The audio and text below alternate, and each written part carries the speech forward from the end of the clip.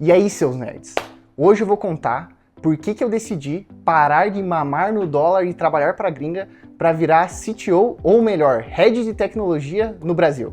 Todo mundo sabe que a trend do momento, a trend dos últimos anos, desde a pandemia, é trabalhar remoto para o exterior, ganhar em dólar e viver no Brasil. Todo mundo quer isso, todo mundo fala disso, e sempre tem aquela discussão na bolha dev, no Instagram, no YouTube do Mano Davin, sobre, cara, você tem que ser muito maluco para deixar de ganhar em dólar na mamata de ser apenas um desenvolvedor para assumir um cargo de liderança no Brasil, ganhando menos e tendo mais responsabilidade. Em 2016 eu comecei a trabalhar profissionalmente ganhando dinheiro em troca dos meus serviços como programadores. Lá por 2018, 2019, eu naturalmente comecei a assumir cargos de liderança na minha carreira e foi assim até dezembro de 2020, janeiro de 2021, quando eu comecei a trabalhar para o exterior, na época para o GIF.com, que fazia parte da Meta, e voltar a ser apenas um programador, mas ganhando em dólar, que na época era uma renda muito maior do que a minha renda como tech lead, líder técnico no Brasil. Desse tempo pra cá, até hoje, muita coisa aconteceu. Por mais que eu tava ganhando muito dinheiro, eu não estava de fato fazendo aquilo que eu queria fazer, que eu gostava de fazer. Eu sempre quis assumir responsabilidades mais estratégicas, mas é muito difícil quando você está saindo de uma posição onde você está ganhando em dólar, que é uma moeda forte, para você ganhar em real, que é uma moeda fraca. Sendo assim, tinham várias condições que delimitavam eu voltar a trabalhar para o Brasil em posições de liderança técnica, ou como CTO, ou como Head de Tecnologia, que foi o que fez eu voltar a trabalhar para o Brasil agora em janeiro de 2025. Uma das coisas que para mim era essencial era ter um CEO e uma empresa que eu confiasse muito. E esse é o caso dessa vez. Para quem não sabe, meu último emprego no exterior foi numa empresa chamada Parker, que é como se fosse um banco, é uma empresa de crédito estadunidense. E agora eu voltei para trabalhar no Brasil, numa empresa chamada Monest, que é uma empresa que faz recuperação de crédito com inteligência artificial. O principal motivo para eu fazer isso foi porque lá atrás, no meu primeiro emprego, o atual CEO da Monest era, na verdade, o meu CTO. Então a gente tem uma relação muito próxima e eu tinha na minha cabeça que uma das poucas pessoas que poderia me fazer voltar para o Brasil, trabalhar para o Brasil de maneira engajada, era trabalhar com ele, que é o Thiago, de novo, porque eu confio na liderança dele como CEO. Então isso foi determinante para mim entrar em uma empresa que, de fato, eu confio nos resultados e que tem um histórico que mostra que ela não é só uma startup que está existindo porque existe dinheiro barato, porque existe dinheiro de VC, mas sim que ela é uma empresa ou uma startup sólida e que tem um potencial de lucro e crescimento gigantesco. Então, esse foi um dos principais pontos, mas isso não significa que eu saí para o exterior mantendo o mesmo salário que eu mantinha no exterior. Inclusive, isso é algo muito triste, né? É muito difícil você imaginar que a gente no Brasil vai conseguir criar software competitivo com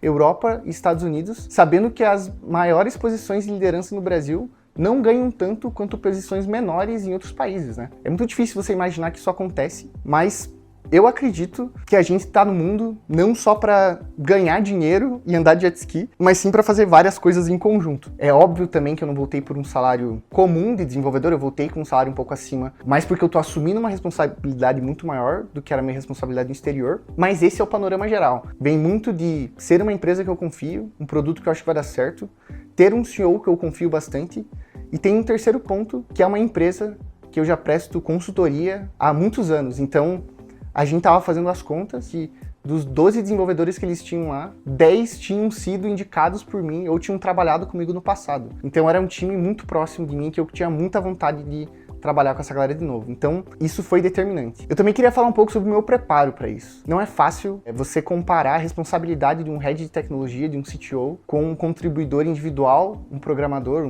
mesmo que seja um programador sênior, que era o meu caso, no exterior, com o que esse cara tá fazendo, né? E é óbvio que para mim não era tipo, puta, eu vou vir pra cá, vou ser o dono da bola e vou saber tudo. Então, desde que a gente começou a ter essas conversas, eu sempre tentei me planejar muito para entender o que de fato era essa função, o que ela fazia e o que ele esperava de mim, assim. Eu fiz um post uns dias atrás no Twitter contando que eu tinha feito esse move de parar de mamar o dólar em troca de trabalhar no Brasil, e eu falei pra galera fazer pergunta, e muitas das perguntas foram o que faz um CTO, o que faz um Head de Tecnologia, o que faz um VP Engineering, um vice-presidente de engenharia. E isso de fato eram umas perguntas que eu tinha quando eu estava pensando em voltar a trabalhar para o Brasil e assumir essa função. O que diabos faz esse cara? Teve empresas que eu trabalhei que eu nunca cheguei a nem conhecer o CTO da empresa. Ou se eu conheci foi para trocar duas palavras e não fazer nada além disso. Teve outras empresas também que o CTO participava no dia a dia das decisões. E eu tinha essa dúvida quando eu estava entrando, o que me ajudou muito a entender o que de fato essa posição significava, foi um livro escrito por um cara chamado Will Larson.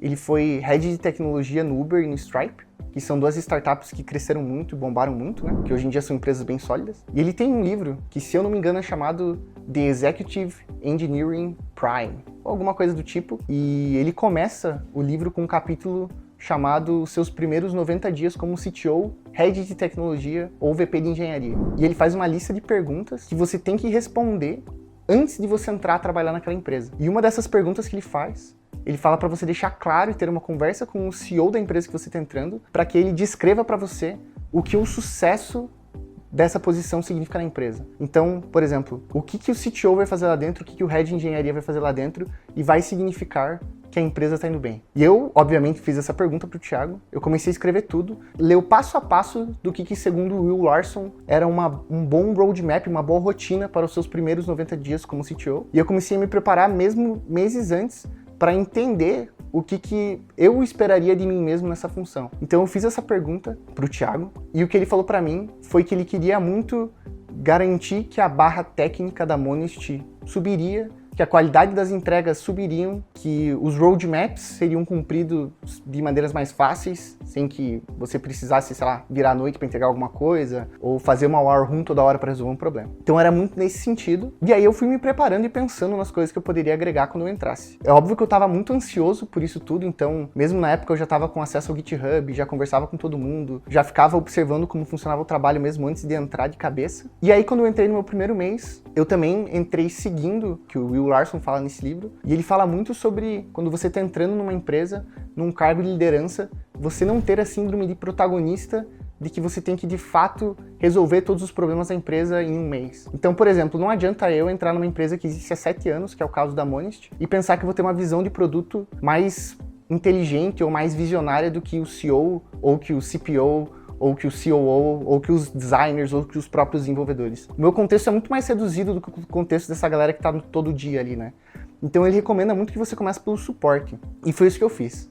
A Monest tem um time específico para suporte, que eles chamam de ongoing, e eu comecei a minha jornada muito adentrando nesse time. E o meu foco era entender tudo que explodia, tudo que estourava em suporte, para aí sim eu começar a pensar na minha experiência como um desenvolvedor de 9 anos de carreira, sobre o que poderia estar acontecendo no backstage, o que poderia estar acontecendo antes, no desenvolvimento do produto, para acarretar nesses erros que gerariam suporte, certo? Então, nas minhas primeiras 4 semanas na empresa, eu foquei 100% em participar de todas as dailies do time de suporte, em monitorar todos os casos de falhas em produção, introduzir uma cultura de post-mortem para ter uma reflexão sobre o que aconteceu e começar a entender sobre tudo isso, e começar a notar processos que eu imaginava que poderiam estar acarretando em ter esse suporte gerado na empresa. Então o que eu fiz foi começar um documento no Notion, que eu chamei de Plano Moretti, o que eu acho que foi um nome não muito bom, porque é um nome até meio egoísta, assim. Mas eu comecei esse plano, e eu comecei a anotar várias coisas que eu achava que impactavam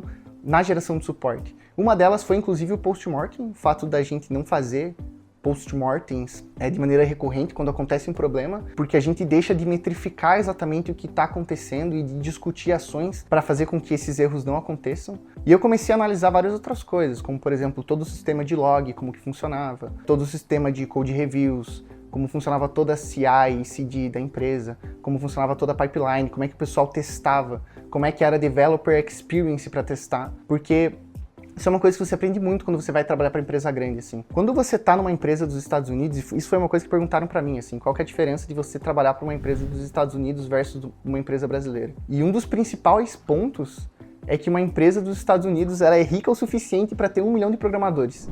Uma empresa do Brasil não é bilionária o suficiente para ter 1 milhão de programadores. Então a gente, às vezes, no Brasil negligencia a experiência do desenvolvedor, ou seja, a gente fornece para ele uma plataforma ruim, a gente às vezes não tem a melhor pipeline de checks, às vezes a gente não tem o melhor ambiente de desenvolvimento, e tudo isso impacta nele testar com preguiça porque ele sabe que é algo trabalhoso, testar pior e entregar no final um software de qualidade menor. Então eu criei todo esse plano e tudo que eu consegui nesse primeiro mês colocar de quick win no projeto, eu coloquei, e isso significa que sim, em janeiro de 2025 eu fui a pessoa que mais abriu pull requests na empresa. Porque tudo que eu já tinha visto que funcionava nas empresas que eu trabalhei, seja o GIF, que é uma empresa gigantesca, seja Pushpress, que foi um outro software grande que eu trabalhei. Eu tentei colocar tudo aquilo que eu sabia que era fácil de implementar, mas que às vezes as pessoas não conhecem e não sabem que existe, para facilitar o processo inteiro da entrega de software. E no final das contas, eu acho que no começo teve aquele choque de você mudar um pouco o workflow de desenvolvimento de todo mundo.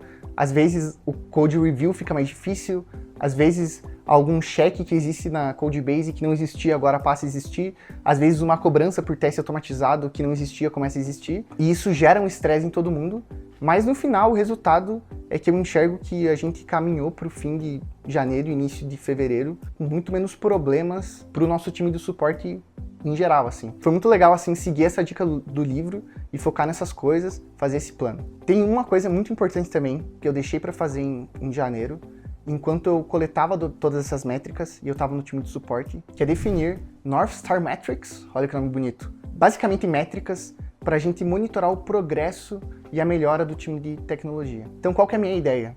Definir algumas métricas, como por exemplo, latência média dos endpoints, latência média das filas, quantidade de erros 500, quantidade de bad requests, quantidade de logs de erros, quantidade de postmortems, do SAI de projeto, enfim, métricas assim, e começar a fazer em fevereiro, isso é algo que eu quero executar em fevereiro também, mas eu quero deixar tudo planejado em janeiro, mas começar a introduzir a cultura de Engineering All Hands, onde a gente monitora todas essas North Star Metrics, ou seja, essas métricas do time de engenharia, para a gente entender se todas essas soluções que a gente está se planejando e a gente está colocando no papel, se de fato elas vão trazer um benefício real, né? Um benefício metrificado para a empresa, porque também não adianta eu fazer todas essas coisas e depois só chegar para o meu CEO e falar: irmão, confia. É muito mais fácil se eu tiver isso metrificado, né? Então isso é algo que eu também estou fazendo no mês de janeiro, coletar essas métricas, criar a cultura do Engineering All Hands, ou seja, uma reunião mensal para falar sobre essas métricas e sobre o time de engenharia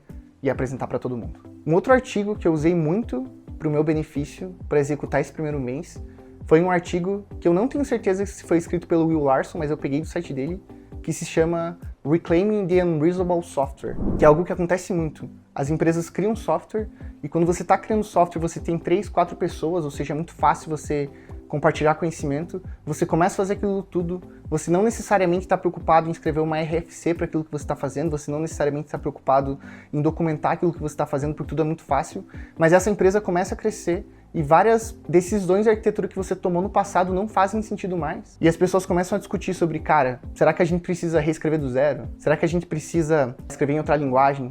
Será que a gente precisa mudar nossa infraestrutura? Mas no final das contas, uma das conclusões que ele tira disso é que sim, existem planejamentos que você pode fazer com que você faça literalmente o reclaiming desse software que não é tão razoável assim. E então eu basicamente coloquei esses 2 livros embaixo do braço, esse artigo e esse livro embaixo do braço, e fui seguindo assim no meu primeiro mês. Uma outra coisa que eu fiz também, que foi muito importante, foi trazer pessoas de confiança. E isso vai muito de acordo com o networking que você tem, é por isso que networking é muito importante. Quando você está entrando numa empresa e você começa a identificar esses pontos, você tem o budget, por exemplo, que você pode gastar nessa empresa, e às vezes você conhece pessoas que já resolveram esses problemas específicos no passado. Então, por exemplo, você já conhece uma pessoa que já resolveu o problema de um bom teste automatizado no passado.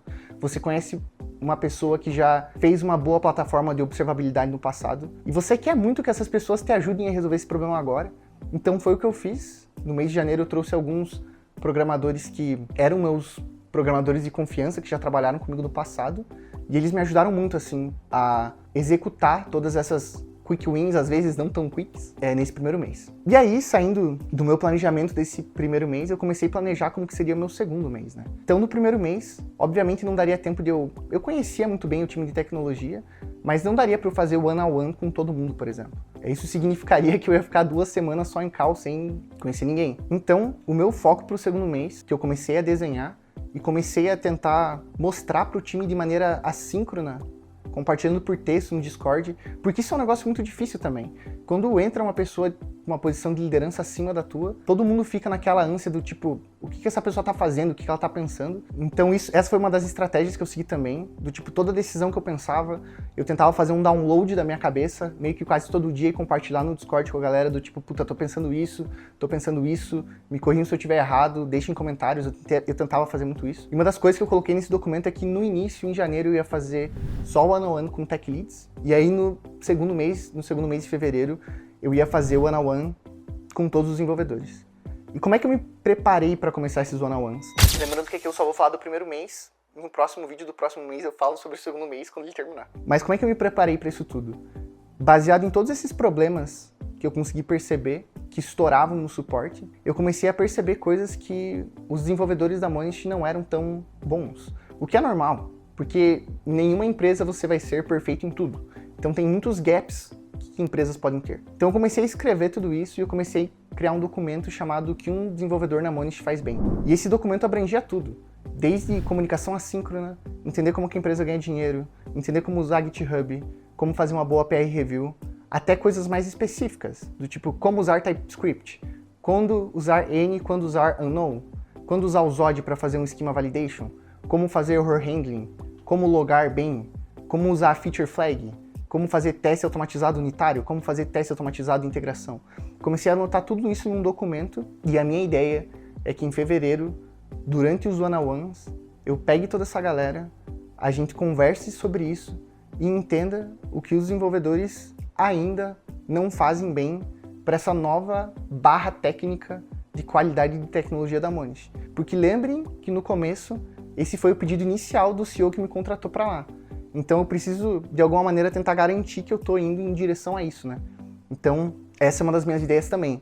Fazer esses one-on-ones, deixar claro para todo mundo que esse documento do que um dev da Monist faz bem vai ser muito impactante para uma avaliação, por exemplo, que a gente pode fazer no futuro, e que as pessoas pensem em gerar evidências de que está todo mundo indo para esse caminho para suprir os gaps que todo mundo tem. Junto com fazer todos esses one-on-ones, eu quero sair um pouco também de ficar só focado em suporte para ficar focado mais em projeto. Ou seja, eu ainda não quero focar em produto, mas eu quero focar nos projetos que estão sendo executados e tentar identificar gaps em planejamento, em execução, enfim, fazer um panorama geral sobre tudo isso. Uma terceira coisa que eu quero fazer também, focar em entrevistas. Então, isso é muito louco, né? Porque eu tenho um budget para contratar programadores e eu já trouxe alguns em confiança, mas eu preciso entrevistar umas pessoas. Eu já tenho algumas na minha mente, assim, que eu queria entrevistar e tal, então meu foco para fevereiro vai ser também entrevistar muito essa galera. Então, imaginem que é um mês de muito one-on-one no começo, muita entrevista. Também quero começar um projeto de dados aqui na Monist. Eu acho que eu não posso falar os números, mas a gente inicia muita conversa por dia. A gente é uma empresa de cobrança por WhatsApp e a gente inicia muita conversa por dia. Então eu também quero começar a investir, começar a buscar fornecedores de dados para ajudar a gente a construir nossa data warehouse de uma maneira mais profissional. Então esses são os meus focos. Caras, era isso que eu queria falar nesse vídeo. Eu queria contar muito sobre a minha ideia dessa transição de carreira, como que eu virei um desenvolvedor que trabalhava para o exterior para trabalhar no Brasil numa posição de liderança. Eu queria também guardar isso aqui como uma espécie de recordação do que eu estava pensando e o que eu executei em janeiro e quais eram as minhas ideias para fevereiro, porque eu acho que se a gente compilar tudo isso daqui o ano inteiro, pode ser que a gente tenha um documentário muito legal se o que eu pensei deu certo ou se foi um fracasso e deu tudo errado e eu sou uma farsa. Então, era isso que eu queria colocar. Aproveitem e já se inscrevam no meu canal para vocês verem os próximos episódios. Deixem comentários com perguntas sobre tudo isso. Me sigam no Twitter, me sigam no Instagram. E é isso, galera.